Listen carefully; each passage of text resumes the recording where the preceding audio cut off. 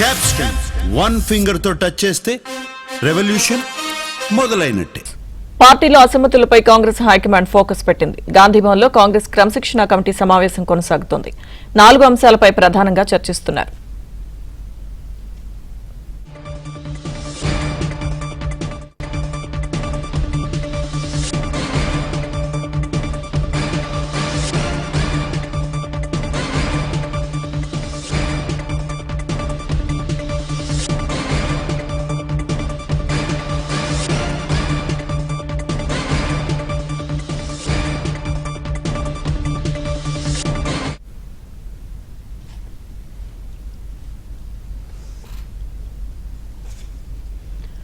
పార్టీలో అసమ్మతులపై Congress high command focus పెట్టింది. గాంధీభవన్లో కాంగ్రెస్ క్రమశిక్షణ కమిటీ సమావేశం కొనసాగుతోంది. 4 అంశాలపై ప్రధానంగా చర్చిస్తున్నారు.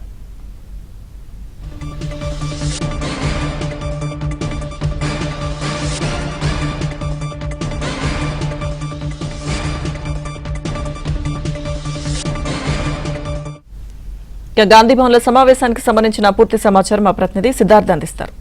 సిద్ధార్థ్, గత 2 గంటలుగా కాంగ్రెస్ పార్టీ క్రమశిక్షణ కమిటీ సమావేశం కొనసాగుతుంది. ఈ సమావేశంలో 4 అంశాలను ప్రధానంగా చర్చిస్తున్నారు.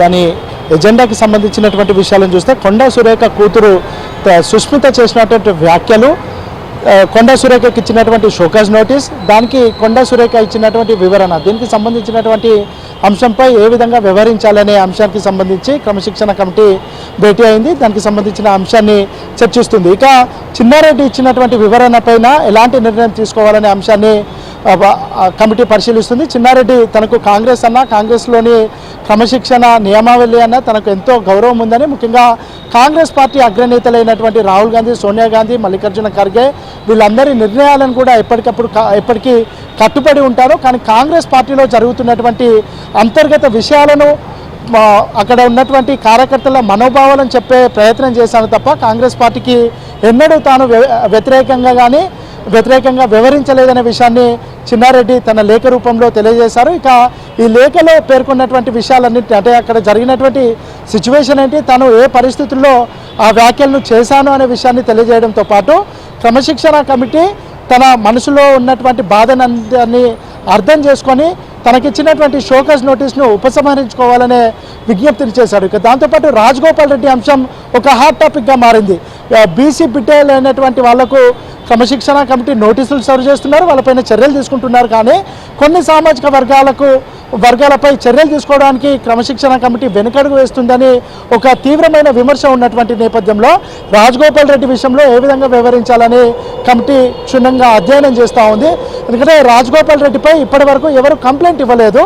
కానీ ఈరోజు జరిగినటువంటి ప్రెస్ మీట్లో ప్రభుత్వ విప్పులు, కొంతమంది ఎమ్మెల్యేలు ఒక కీలకమైన ప్రెస్ కాన్ఫరెన్స్ చేశారు. అందులో తాము మాట్లాడుతున్నటువంటి మాటలనే కంప్లైంట్గా తీసుకోవాలి క్రమశిక్షణ కమిటీ అని ఎమ్మెల్యేలు చెప్పినటువంటి నేపథ్యంలో క్రమశిక్షణ కమిటీ రాజగోపాల్ రెడ్డి వ్యవహారాన్ని సుమోటుగా తీసుకుంటుందా లేదా అనేది చూడాలి. ఇక దాంతోపాటు ఇటీవల పార్టీ ఇన్ఛార్జ్గా, ఆదిలాబాద్ ఇన్ఛార్జ్గా ఉన్నటువంటి కంది శ్రీనివాసరెడ్డికి ఒక షోకాజ్ నోటీస్ ఇచ్చారు.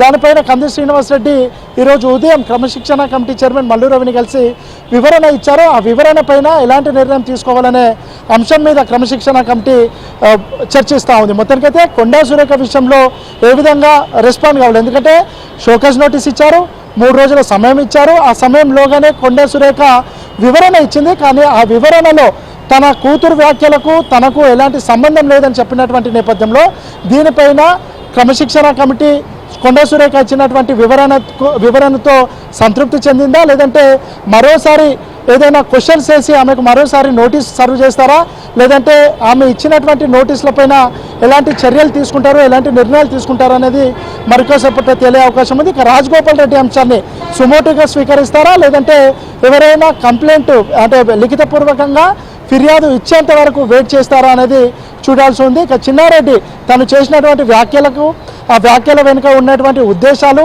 అవన్నీ తెలియజేస్తూ తనకిచ్చినటువంటి నోటీసును విత్డ్రా చేసుకోవాలని ఒక అప్పీల్ చేసినటువంటి నేపథ్యంలో క్రమశిక్షణ కమిటీ ఏం చేస్తుందనేది చూడాలి. మరొక 40 నిమిషాల్లో క్రమశిక్షణ కమిటీ భేటీ ముగిసిన తర్వాత వాళ్ళు మీడియాను అడ్రస్ చేస్తారు. ఈరోజు జరిగినటువంటి సమావేశ సారాంశాన్ని, అందులో తీసుకున్నటువంటి నిర్ణయాలని, భవిష్యత్తు కార్యాచరణను మీడియాకు వివరించే అవకాశం ఉంది. Right, thank you Siddharth.